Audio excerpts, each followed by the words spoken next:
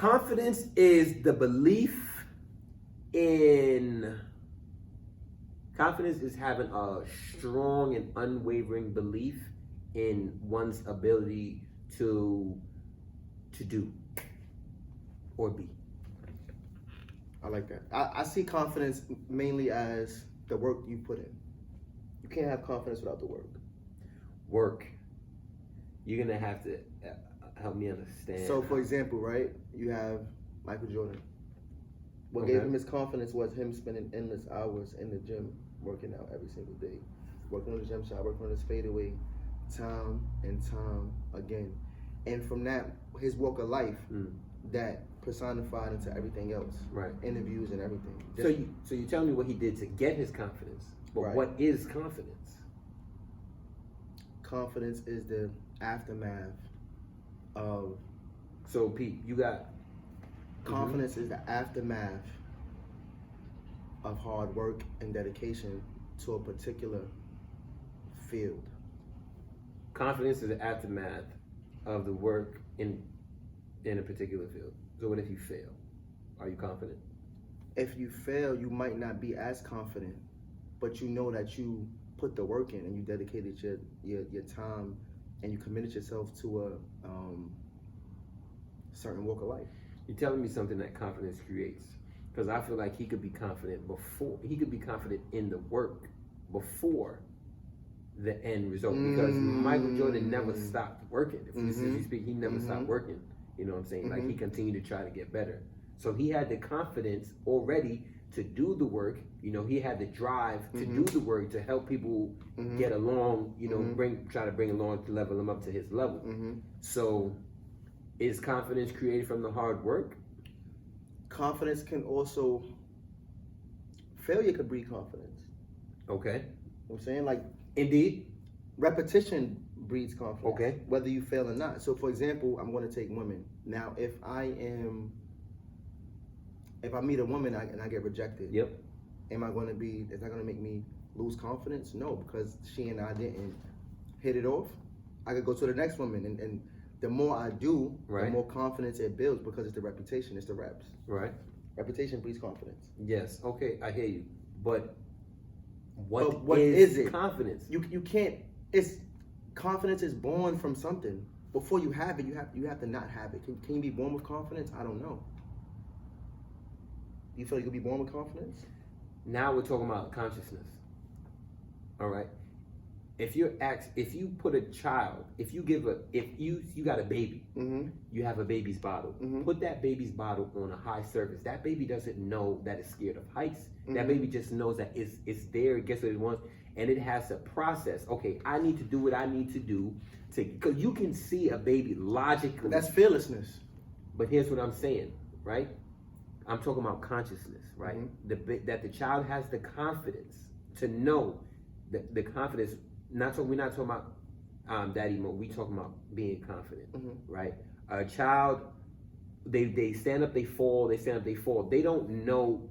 We can't say that they don't know, but from our understanding, a child is getting up and attempting to walk several times. Like, that's confidence. They're doing things they don't know if they're gonna fail or succeed. So nobody's telling them, no, you can't walk. Don't try to get up and walk. They're doing it because that's just their instinct. It's innate. It's what it is. What it is. You put a child's bottle on top of something, they're going to try to get that. Nobody's going to tell them, oh, you can't reach that, you can't do that, right? It's their unwavering ability to do or to be, right? Nobody's telling them that they can't. Nobody's telling them that they shouldn't or anything. They're just doing it because they want that bottle. All right.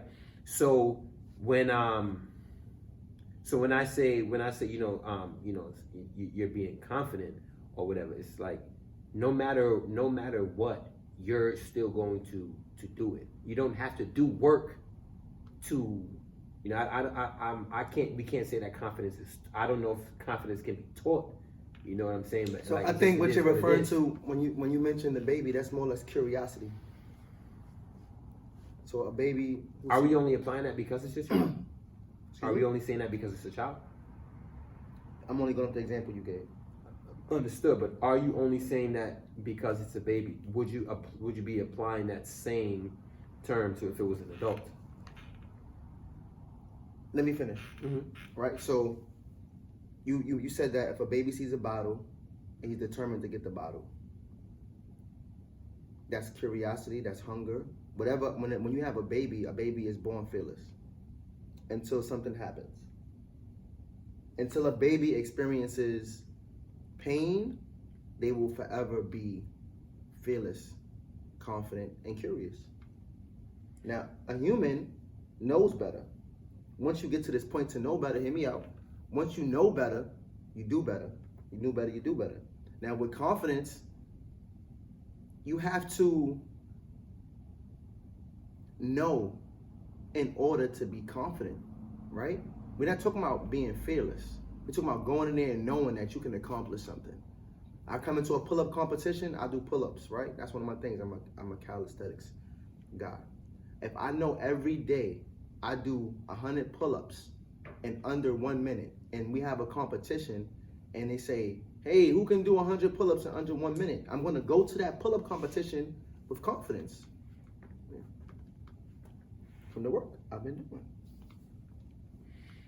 So you said you at one point in the conversation you said you're not born with confidence, but then you just said a baby is born with confidence they're born with all these things until they experience the opposite. I have to rewind that. I believe I said if a baby is born with confidence, I don't know. Okay. That's what I said. Okay. So if a person doesn't, I don't do calisthenics.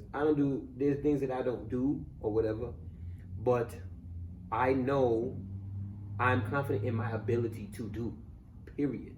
So how did you become confident in your ability to do?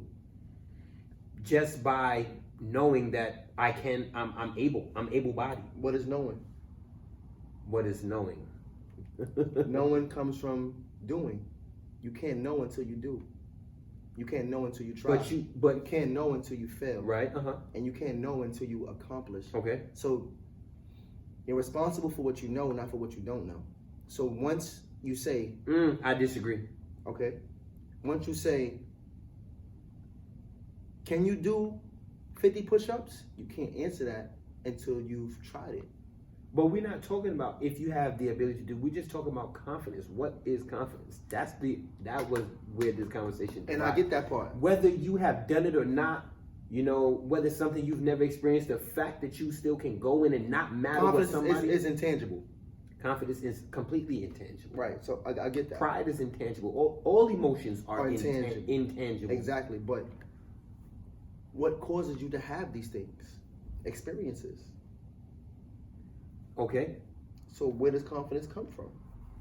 Confidence, I guess if you consider reading a book an experience, then hey, I get my confidence from reading a book. You? Yep. So you got all your confidence from literature. My level of confidence came from reading the 4 Agreements. Okay. So now it sounds like your level of confidence came from reading the 4 Agreements, right? Would you agree that we're somewhat saying the same thing but differently? But we're basically on the same, we have the same ideology about confidence? Because you have to do in order to breed.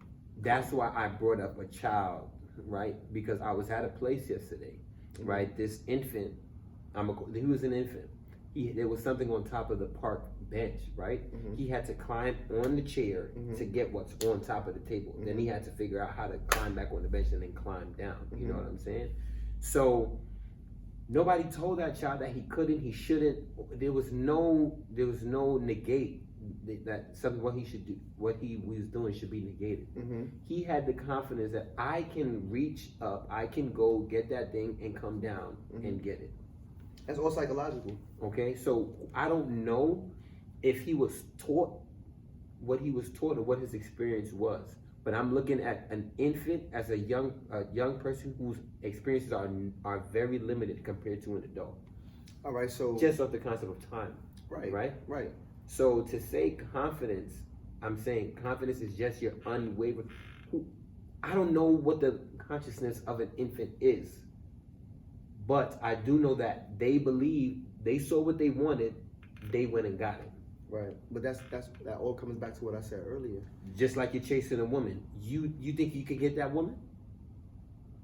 Do you have the confidence? Do you have the belief that you can get that person, get that woman? I mean, as an example for me personally, as long as I put the work in to know what it takes to get women, and I know who. Let me rephrase the question, because just by your verbiage, just by your verbiage. You let me the question now. Go ahead. No. I have to, because just by the verbiage that you're going on, right? Do you see a woman that you want? Are you going up to her? Are you going to approach her? As an example, you are just going up to approach her. As an example, if I was in a position to do so, right, I would approach it. And I would approach this woman with confidence because I did the work on myself. That's one. And I've also approached many other women who, you get that. And I approached many other women who were just like her, because that's something I've been doing for a long period of time. I built up confidence to be able to speak to this individual. Confidence is something that you build, right? It's built. It's not just there. When we talk about a kid going to climb a chair, that's a kid having no fear. No fear comes from lack of experience. When you experience pain or trauma, that is a lesson saying, hey, I may have to be careful of how I climb things because I may fall and hurt myself. Now, when you learn how to climb better, you build more confidence from climbing because you've learned a better technique. We can agree to disagree. We can say I can say just by listening to what you said that confidence exists in all people on different levels. But you have to build it on different levels. Yeah, that's what I'm saying.